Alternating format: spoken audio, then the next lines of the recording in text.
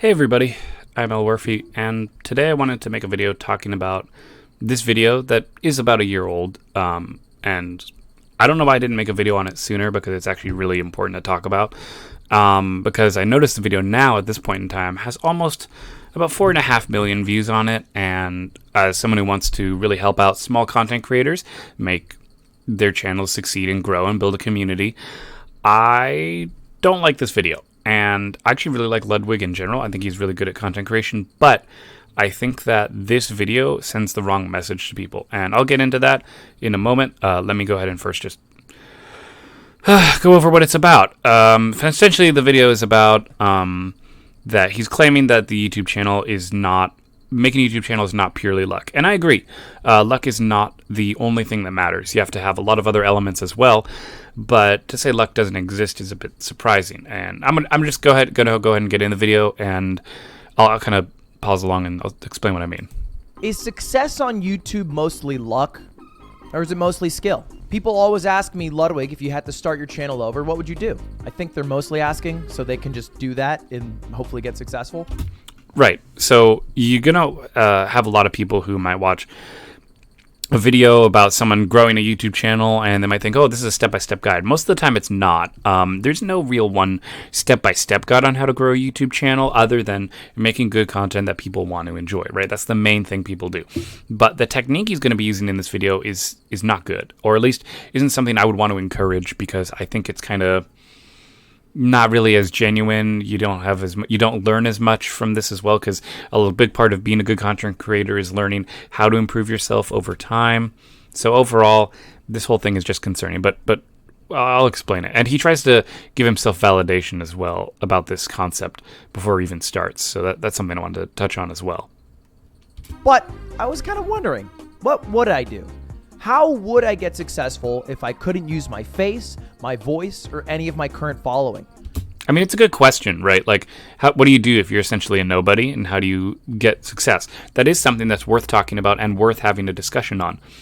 I just don't think that this method is the way to go about it. Would I stick with 10 viewers? Would I get to 100? Would I get thousands of views?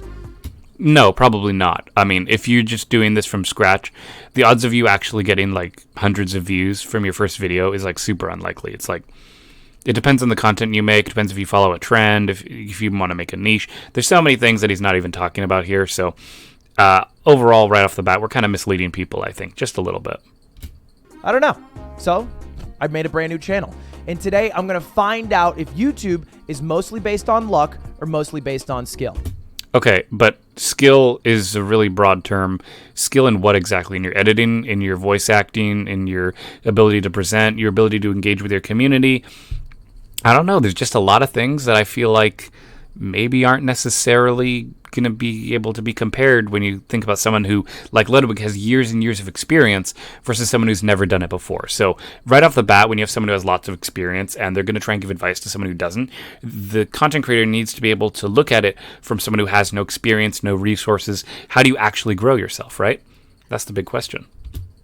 I even called up a good friend of mine to see what his thoughts on this theory was. And I think he knows like a thing or two about YouTube. Like he's on his way to success there. Talk about being humble. Hey Siri, call Jimmy Beast. Yo, Jimmy. What up, dog? I have a question for you. Hey, man. I'm trying to do a YouTube video, and then the premise of the YouTube video is starting a brand new channel from scratch and trying to see if I can get views without my current name or branding at all. And it's a good idea, right? So this is something, like, I have a second channel. It's called Elwirfy Archives and stuff. I only have one video on there right now, but eventually when I decide to put in the effort, I'll probably be, what I'm doing is I'm going to put all my videos onto one channel, from this channel, just in case something goes wrong in the future. So that way I have a backup, at least so that way we don't lose everything. Maybe we won't have all the subscribers, all the views, all that history, but at the very least, there'll be something to hang on to in case something really bad happens in the future. I don't know what it would be, but, it's always good to have a backup. So I might try that and see how that channel goes as well. Who knows? Maybe it'll even beat this one. Okay. And I was wondering how much of YouTube you think is luck versus skill. It's 99% skill. You if you knew what you're doing, you could do that 100%. All right. Right. So that's the point, though. That's something that he overlooks. If you know what you're doing, you can do great. Look, I don't even know what I'm doing, right? I'm kind of guessing. I'm making videos about whatever and just enjoying it and having a good time. But I don't know every in and out of YouTube, right? I'm not a genius or anything, right? I don't do this for a living, right? I don't have the time even to make videos forever and ever and ever. It would be nice to, but I just can't.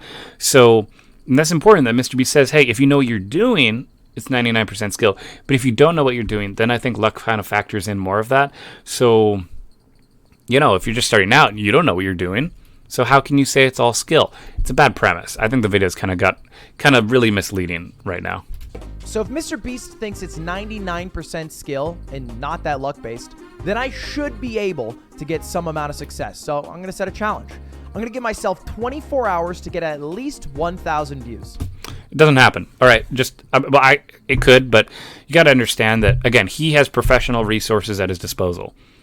We don't, right? Us small content creators, maybe you do, and if you do, good for you. Then it's all about, how to make a good thumbnail, how to make a good title, the way people want to click on it, stuff like that. But again, for most people, what choice do you have, right?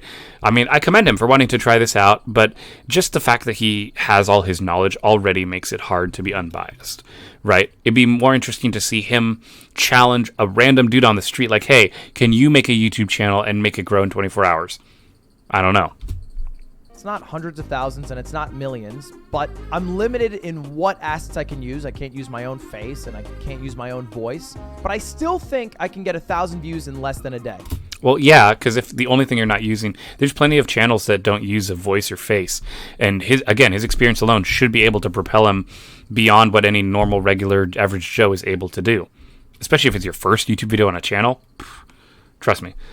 He's going to be able to make something much more professional than anything that someone starting out is. Unless they already have editing and background, voice acting experience. I mean, unless you have that background, I'd be very hard pressed to find any way to prove that his knowledge isn't influencing this video. And you know what? If I don't, I'll delete my main channel. That's how confident I am. So here's... Yeah, I'd be confident too if I had all that knowledge. Just saying. What I did. I wrote out a script of a video that I thought would be pretty good. It's kind of like a video essay, but it's on Twitch streamers, specifically my good friend Mizkif. And then I hired someone on Fiverr to read out the exact script. Right, so he's already spending money to hire someone to do the video for him, right? And, I mean, hey, if that's the route you want to go, that's the route you want to go. You could just do the robot voice thing, like, Google text-to-speech thing, or Microsoft Word speech. Anyway, the point is, there's ways you can do it that don't force you to, there's ways you can do it so that way you don't have to spend money, but he's taking a route that spends money. And to me, as soon as you start spending money, then you're not really putting yourself in the same ballpark anymore, which sucks, because I actually think Lug was really smart with most of the stuff he talks about, but this method just seems really weird. All right, here's the script I wrote out. It's called How a Door Made This Man $1 Million. And then I recorded myself. The pandemic will be remembered as a time of economic despair, mental isolation, and further polarization of the political parties in America. Why do I sound like a journalist? Well, because you're narrating yourself. But it's important to note that, when you write a script for YouTube, I don't write scripts, right? I tend to just go on the fly here, but with a central theme in mind in order to tie everything together. But that doesn't necessarily mean the same thing could be applied to another YouTube channel. Some people really need a script to be able to stay on topic and to be able to talk about things that are important to them.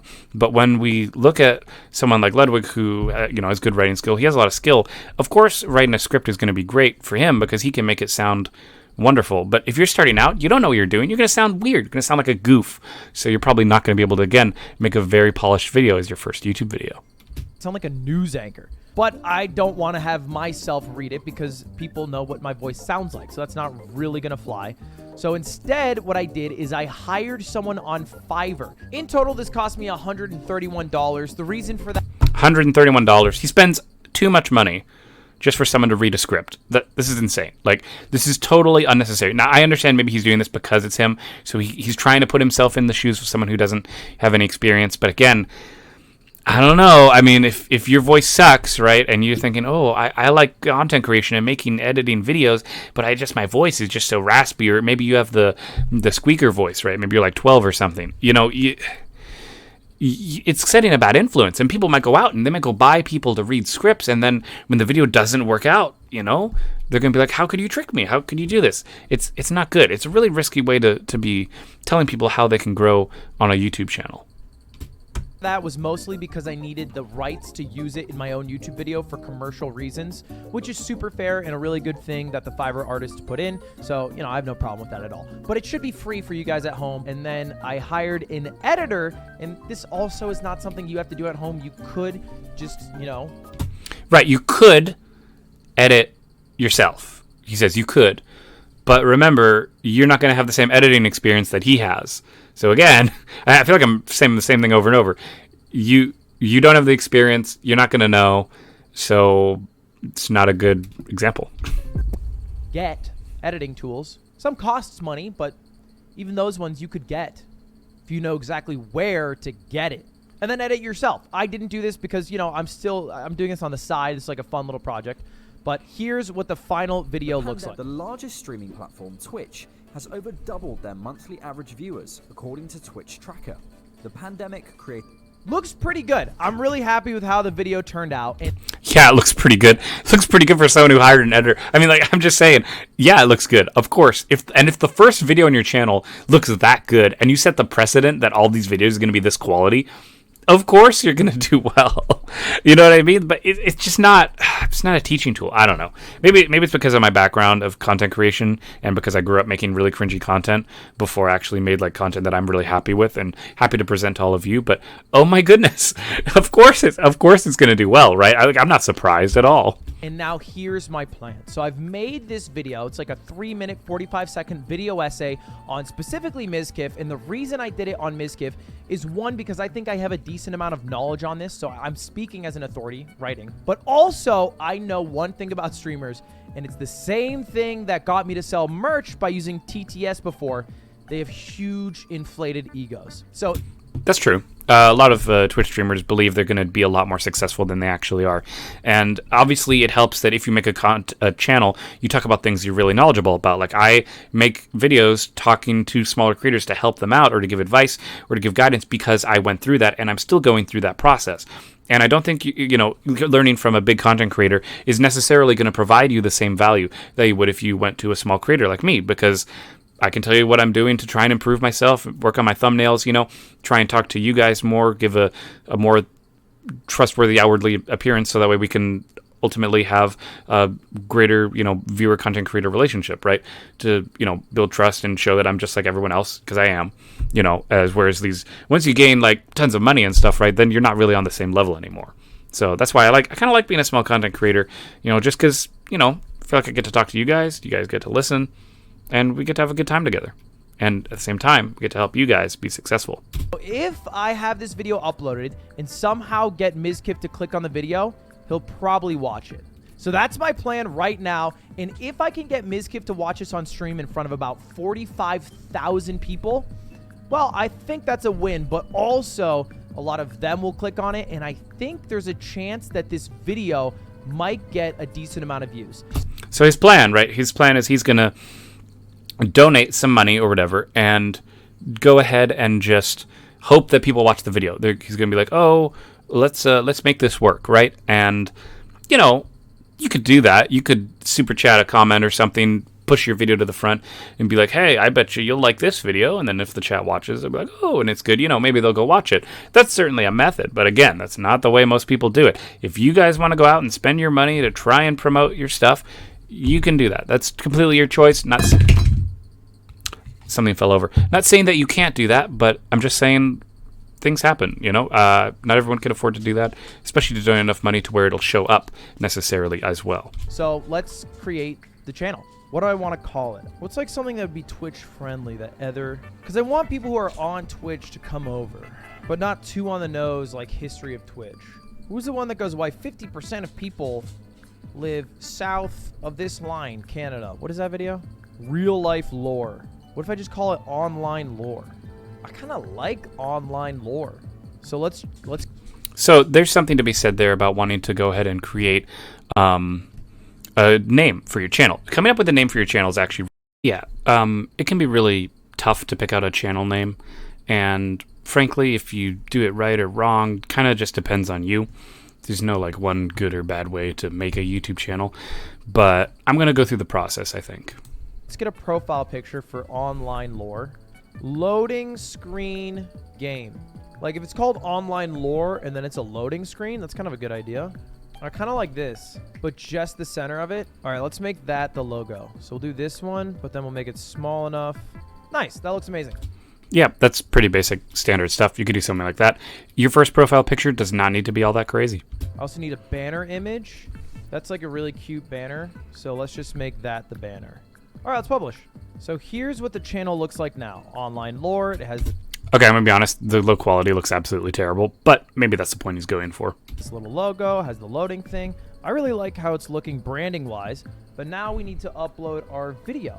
So let me get that pulled up. One quick key, by the way, if you guys are ever uploading videos, they'll use whatever the video's file name is for the algorithm in some ways. So basically, like as a keyword finder for the search engine, if you have some of the keywords inside of the file name as you're uploading it, I believe that YouTube will use that information. All right, let's up. Now that I did not know, I actually just learned that just now. I'm going to see if that is something that I could do when my next video is coming up. Upload it. Mizkif Twitch streamer, and the actual title for this is, I think I had one, how Adore made this streamer $1 million. So now the only thing I have to worry about is the title and the thumbnail. I think it's interesting to actually watch his creative process on how he goes through designing his videos and stuff, because I go through the same thing. When you see the video that you're watching right now, I go through the same process, picking it out. This is nothing new. There shouldn't be anything new to anyone. But it's interesting to see how a big streamer would be going through his process of wanting to make a video. But when you have such a strong quality video with editing and flashiness and stuff, like I don't have resources to do that. I just don't. It'd be nice if I did, but I don't. So he has a little more leeway with the vagueness, I think, in the video. I think the title, How Adore Made This Streamer $1 Million, is pretty catchy. It doesn't need to have Mizkif's name in it because a streamer, it touches more people. Like, even though Mizkif's a big streamer, most people who know about streaming don't know who Mizkif is, even with how big he is. That's true. A lot of big content creators aren't necessarily known everywhere, especially on YouTube. YouTube is very far removed from Twitch when it comes to popularity. So that's why a lot of Twitch streamers will make YouTube channels in order to also have a presence on both platforms. It's very key. So when you make a title, and if you want to talk about a topic, make sure your topic is generally pretty broad, or at least will apply to a lot of people, I'd say. So I agree with that statement. And if you do know who Mizkif is, you'll see him in the thumbnail, so you'll click it anyway. I hope you enjoyed watching. If you liked the video, it'd mean the world if you subscribed or shared it with a friend. All right, let's just do that. Keep it simple. That's all good. That's all good. We'll start it out private, and then we'll hit save. So now what we need to do is we need to make a thumbnail. Right. So that's something super important to know, is that your thumbnail is actually going to be a really big part of it. You can go through all the uploading, processing, but being able to make a good thumbnail is really, really key. And I've worked actually on improving my thumbnail quality because that's something I know I can actually do. For a lot of other people, maybe it's not as easy to make a good thumbnail, but I'm telling you that making a good thumbnail will help you succeed, I think, in YouTube, just in general. If you're good at thumbnails, people are more likely to click on the video. So I want a picture of Mizkif, but with the door in focus. Mizkif door. Also, wait, you know what I could use is his YouTube channel has the intro that he uses every time. Hey. Ooh, I like this one a lot, actually. Okay, here's a quick tip for you as well. You can get an extension that helps you screenshot YouTube. You get the extension, and you hit the screenshot button, and then we'll just save that as Mizkif Room. That's cool, that screenshot feature. I use Snip because I don't like adding extra extensions onto my browser. But yeah, screenshot is a perfectly interesting way to get a picture as well. Personally, I just use Google to get my images. But yeah, it's certainly an interesting technique. I can agree with that. As if I'm organized. That's all for show. And then look, no player. Very cool. I like this image a lot though. Okay, so So I'm going to show you guys in a later video how I make my thumbnails and how I go about it. He's using he's using, what was that? Premiere Pro or something, Photoshop Pro. I don't know. It's Photoshop. Either way, and that's a good resource to have. Not everyone can afford to buy it, but hey, however you want to make your thumbnails, good for you. I need the full door in it because the door is key. All right, that's really good. Now let's get the actual door isolated. Now we have just the door. We can add a drop shadow. Yeah, I think it looks a lot better. And maybe we just cut out the bottom of the couch, and now the door is completely center of the thumbnail. I kind of like that. That seems pretty good. The door seems kind of narrow though, right?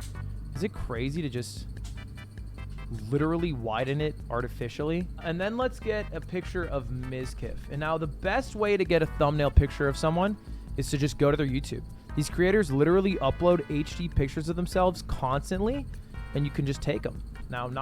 That's a pretty good point, actually. You can, if you have trouble finding people, again, I use Google to get my images, but yeah, taking the thumbnails from other people, I don't really want to encourage that, but, it's public. You're welcome to do that if you so desire. Just maybe change it. Don't, directly steal someone's thumbnail. That'd be a bit weird. With pink eye, that's a little absurd. This one's pretty fine. All right, and then you just go... Quit staring at my boxes. Only 50% of you guys subscribe to the channel. Okay, you go thumbnail downloader. Sorry for... That's interesting. There's a thumbnail downloader, too. So, again, I did watch this video ahead of time, but I'm pointing these things out as things that you could use. He is showing off good resources that you can use to make a good YouTube video. I just think that the end way in which he takes the video and sends it to be seen is the part that I disagree with for the most part, which is why I don't actually like the video. I mean, I think it's fine that he's showing how he makes his YouTube videos. There's nothing wrong with that. There's plenty of YouTube videos out there that show you how to make a YouTube video, but that's not really the point of my video. That's not why we're sitting here today. Staring at your boxes, Mizzy. And then we can just yoink that, put it here. I'm no means an expert, so there are probably quicker ways to do everything I'm doing. There's actually a website that I'll be showing off when I show off how to make my thumbnails that lets you cut out pictures of people, and that makes it a lot easier to manipulate things around to make the thumbnail look more like poppy. It's just what I'm comfortable with doing, and I can do it at a decent pace. So for example, yeah, he outlines it. That's a perfectly fine thing to do too, though. Right now I need to isolate just his head. There's 8 different ways to do this. I'm pretty happy with the way that I do this. It leaves with pretty clean lines. Like the content aware one has kind of messy lines, which I don't like. And it also works pretty fast. There we go. I'm pretty happy with that. I think that looks pretty good. I think the door doesn't stand out enough, though. The door's just a bit small, I think. Okay, maybe I get rid of the stroke, but I have an arrow. For some reason, the arrow makes it just more visible. And I don't like the red stroke around the door. I'm going to go with the arrow. And then let's cap off the thumbnail. Let's title it. So red arrows, that's something that I've noticed a lot in YouTube videos, is they'll want to make an arrow so that way they can point out exactly where something is. It makes the video, sure, more eye-catching, but just keep in mind that you don't want to put a red arrow on everything because that's not the instant way to make people want to click on your video. But having red or white text or black text is typically those 3 colors, ironically the YouTube colors, are what would make people want to click on a video more. In my opinion, those colors stand out more and they're more noticeable. That's why I mainly use white text on my videos. Mizkif, Thumbo, final, classic YouTube rule. Always title it final. And then let's go to the channel. Here's the video. Let's change the thumbnail. Yeah, I think that's pretty good. I think this is really catchy. I like it a lot. I'm just going to publish it. Now, again, this channel has literally 0 viewers, 0 subscribers. How a door made this streamer $1 million. So I think the first thing to do is go to Mizkif's Reddit. Again, the goal is to hit about 1,000 views. And I think Mizkif watching this video is a good start. Oh, Megalol, Mizzy carried by a door. That's a good clickbait title. Let's just post it. Okay, so that's interesting. He's using Reddit as a means to, share your content. I don't personally use Reddit to share my content just because, I don't know, I feel like everything gets lost in there. I think that relying on Reddit as your main means of posting things isn't necessarily the most quick way to gain a channel, but it's a choice. I like to use websites like Facebook where the videos are embedded into the platform, so that way when you are scrolling, you'll just see the video play, and that makes people more likely to want to click on the video. I like using Facebook, but hey, he likes using Reddit. That's fine. Let's see how that does. The other option is to make a new account on Twitch and then spam it in chat, because I think anyone can post links if you're a sub. I'll just do that, and then viewers will click on it. They'll like the video, and then hopefully they'll send them the video So let's maybe All right, so this is the part that I don't like. All right, we got to the part where I think it's kind of messed up. He's going to make an account, and then he's going to essentially pay for people to watch the video. I don't think you should do that. make a new account. Turbo World News. All right, I think my game plan is I'm going to shower. I'm going to come back, and then hopefully they're done with this, and then hopefully by then I can link the video, and they can watch it. So that's my current game plan. He's got no content now. I'm gripping the dono. He's watching Emiru Code Miko. All right, I'm gripping it. So what's with this? This is something I'll just kind of minor aside here. What's with streamers watching other people's streamers watching things? Like, I feel like, you know how like there's that Bo Burnham video where he's reacting to the reaction of the reaction of the reaction? It's kind of like that same thing on Twitch. It's really weird, you know? So like now Ludwig's watching Mizkif watch Code Miko do her thing, and it's just so weird, right? Like how that happens where people are watching each other's stuff so much. I hope this works. Otherwise, it's such a waste of $50. Okay. Wait, it's got $50. I Someone titled it called you the biggest streamer in the world? Easy Bait. How a door made the streamer $1 million. Okay, he's hooked. He's hooked. He's hooked! Oh! Yes! Is this gonna stroke my ego? The pandemic Yes! will be remembered as a time of economic Let's go! Let's go! Yeah, and so then essentially that's it. We don't really need to play much. Well, I'll kind of show the aftermath, I guess. Why not? You're already here, right? If you already made it this far, you got to the point. He paid money, and he got people to watch the video. And now all of his fans are going to watch it, too. Hold on, this guy struck my ego. I'm not political listening. parties in America.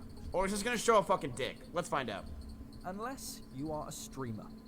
The largest streaming platform, Twitch, has over doubled their monthly read chat. average viewers, according to Twitch Track. Yeah, and people say Twitch is dying and everyone's going to YouTube and blah, blah, blah, and this, and that. And then when we double our viewership in 1 year, eat my ass, chat. Okay, but Twitch is still bad. Okay, so that's another reason. Good to stick around. Twitch is still dying. People are not watching Twitch as much as they're watching YouTube. Once YouTube is able to fix their live streaming services to be like top notch, I promise you Twitch is going to become obsolete, especially with, again, the way that the revenue split is changing. There is a great mystery on what it takes to be one of the biggest streamers in the world. Some rise to the top with their world-class gaming skills. Others have developed well-thought-out, unique content that rivals cable television. Right, and you know that's something to note too, is that as you go through figuring out what you want to make as a small content creator, you should really look at how other people make content and kind of be inspired. Don't copy, but be inspired by what you've seen, and what you've seen in your environment should hopefully influence what you want to make for yourself. And then there's Mizkif. Hi. He isn't particularly good at games.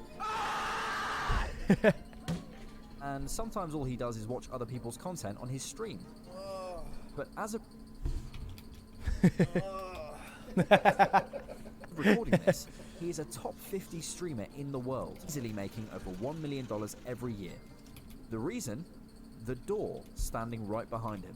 It shouldn't come. So yeah, I think you get the point now. We're gonna call it here. Thank you all so much for watching. So yeah, if you make a high quality video, you look at the editing on the video. That's why I played a clip of it real quick. You see the editing on the video. You see the voiceover. It's very nice, very polished. Your first YouTube video will not be this good, I promise you. Unless you do it Ludwig Dig and just pay someone to make a video for you. But then it's not really you anymore. So I'm not an endorser of that. But yeah, hopefully you get my point. Don't do this. I don't think it's good. I like Ludwig's work in general, but this particular thing I think was not a very good way to get people to want to make content. Because if you're making content no matter the quality of your stuff. You're making content because you want to put something out there that gives value to other people. That's why I make content. That's I hope why you would make content too. Anyway, guys, thank you all so much for watching. As always, I'm Elwirfy, and I will definitely be seeing you guys next time. Take care, everyone.